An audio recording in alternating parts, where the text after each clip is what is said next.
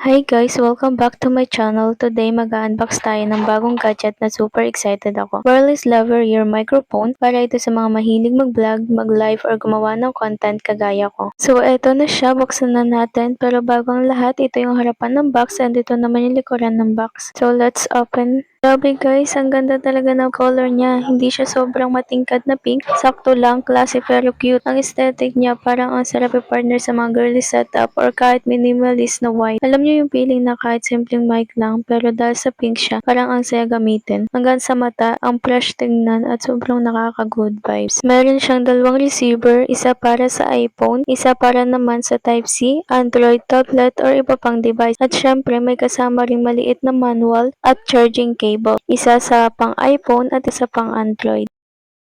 At ito naman yung pinapasok sa cellphone para gumana yung mic.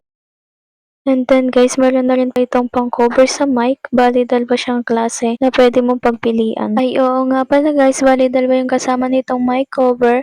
Meron tayong 20 windscreen na color pink. Sobrang useful nito kasi ito yung nagpo-protect sa mic para hindi masyadong marinig yung hangin o ano pa mang malalakas na ingay. Ito nga pala yung kanyang isang cover, then pwede mo siyang palitan ng iba pang pang-cover. Sobrang ganda ng nabili kong ito guys kasi kung sakali maluma or madumihan yung isa, is meron pa tayong pwedeng gamitin. Ito siya guys, kung mapapansin nyo yung kaninang isang cover is simple lang and then ito naman ay may konting arte. Meron na rin pala itong lagayan ng mic para maiwasan nating madumihan o magkaroon ng gasgas ang ating mic.